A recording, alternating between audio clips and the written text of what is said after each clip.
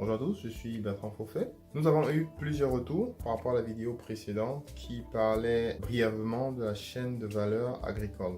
Alors dans cette vidéo, je voudrais vous parler des différents segments qui existent dans la chaîne de valeur agricole. L'objectif que nous attendons en fait de cette vidéo, c'est que les gens comprennent de façon beaucoup plus claire quels sont les différents segments en fait qui sont impliqués au niveau de la chaîne de valeur agricole, mais deuxièmement, qu'ils puissent comprendre en fait où sont les différentes opportunités. Supposez que vous avez une entreprise qui fait des tomates en boîte. Vous créez une usine, par exemple, qui a une capacité de 100 000 tonnes la semaine. Qu'est-ce qui se passe si vous avez le maximum de production, de capacité au niveau de la production de tomates étant peut-être de 10 000 tonnes? Ce qui va se passer tout simplement, c'est que votre projet industriel aura de sérieux problèmes à s'approvisionner en termes de matières premières.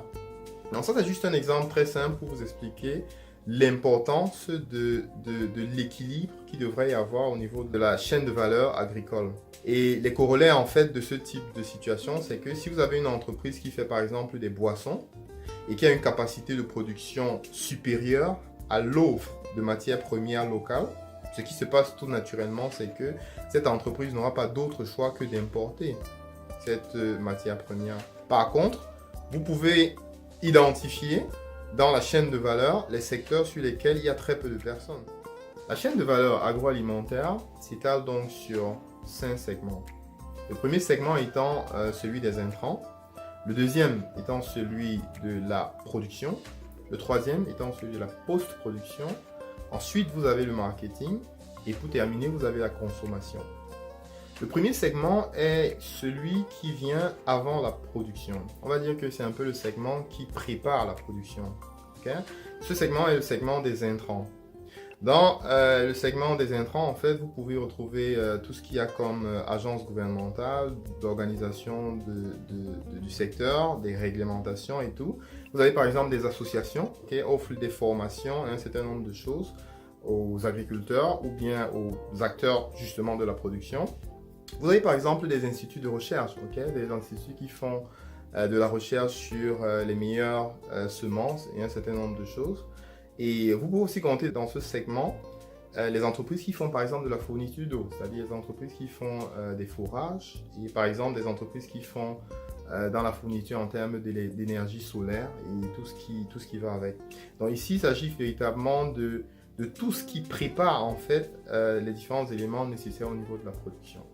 Alors à la suite du segment des intrants, vous avez le segment justement de la production. Et en général, c'est ce segment qui est le mieux connu. En général, quand on parle d'agriculture, en général, la majorité des personnes font référence en fait à ce segment qui en fait compte entre autres les petits agriculteurs et les grandes exploitations. Et il s'agit là véritablement de la production de la matière première.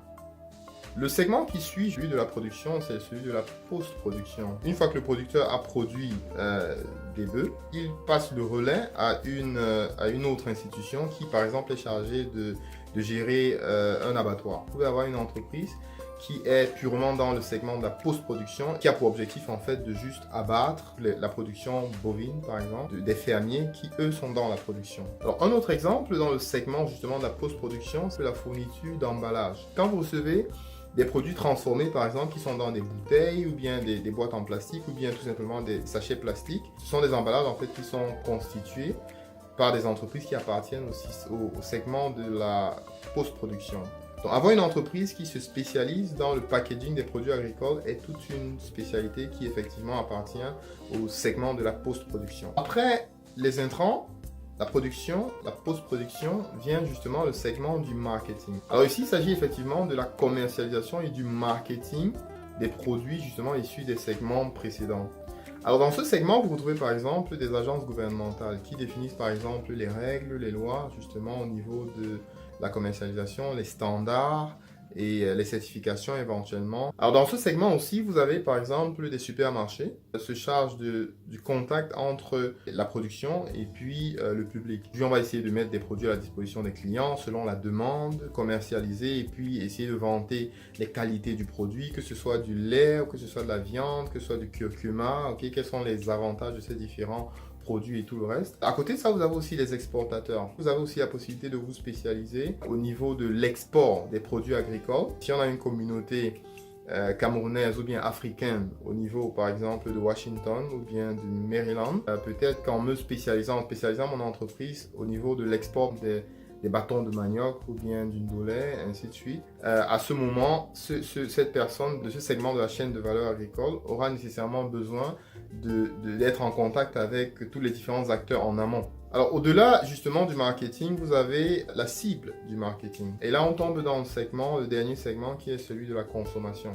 Dans la consommation, vous imaginez les particuliers, les entreprises, les hôpitaux, les restaurants et tout ce que vous pouvez imaginer comme entité qui, d'une façon ou d'une autre, consomme les produits finis, okay? Qu'ils soient des produits frais ou que ce soit des produits transformés. C'est justement dans ce segment où, en ayant justement une spécialisation, je prends l'exemple d'un restaurant. Un restaurant, effectivement, fait partie de la chaîne, mais est spécialisé dans le segment, en fait, de la consommation. Pour ce résumé, on va dire qu'il y a 5 segments dans la chaîne de valeur agricole. Ce que vous pouvez tirer de cette vidéo, effectivement, c'est de comprendre qu'il est très important pour toute personne qui voudrait se lancer dans ce domaine, de comprendre en fait la logique qui est celle de la spécialisation. Les grandes multinationales ou bien les grandes entreprises qui ont de gros capitaux ont souvent, dans certains cas, la possibilité de s'étaler d'un bout à l'autre de la chaîne de valeur. Mais en général, c'est une activité qui est relativement challengeante. Donc la recommandation que nous vous ferons, c'est probablement d'identifier le segment pour lequel vous avez le plus de compétences et pour lequel vous avez le plus de chances de réussir. Je prends un exemple. Si vous êtes un bon vendeur, mais que vous souhaitez vous mettre dans l'agriculture et vous n'avez pas d'expérience au niveau technique, peut-être que vous pouvez être beaucoup plus intéressant au niveau du marketing. Justement, il est plus intéressant pour vous de vous focaliser au niveau peut-être de la commercialisation. De la même façon, si vous êtes photographe, j'insiste sur le volet photographie parce que malheureusement, dans notre contexte, on a très peu de personnes qui perçoivent le potentiel qu'il y a au niveau du besoin en termes de bonne photographie, que ce soit au niveau des produits ou bien des produits frais ou bien des produits transformés. Nous passons ainsi un message à toutes les personnes qui font par exemple dans la photographie ou bien dans les packaging et autres. Effectivement, il y a une grosse demande et que toutes les multiples entreprises, petites et moyennes entreprises qui se créent actuellement et qui transforment des produits d'une certaine façon. Nous qui commercialisons ces produits, par exemple, nous avons généralement ce challenge d'avoir des photos qui sont de bonne qualité. Donc nous voudrions par exemple avoir la possibilité de dire si vous êtes un photographe et vous voulez vous spécialiser dans le domaine des photos agricoles, dans du secteur agricole ou agroalimentaire, nous vous invitons justement à nous contacter dès que possible pour que nous puissions justement vous recommander aux différents acteurs qui ont justement des besoins au niveau de la photo. Alors tout ce dont j'ai parlé dans cette vidéo est effectivement documenté, très bien documenté sur le net, si vous prenez le temps effectivement de faire quelques recherches. Je vous invite aussi à voir, parce qu'il y a ce document, qui est un document du CTA, qui est très important pour tous les acteurs du secteur agroalimentaire, des jeunes surtout au niveau de l'entrepreneuriat. C'est le guide en fait de l'entrepreneur du secteur agricole.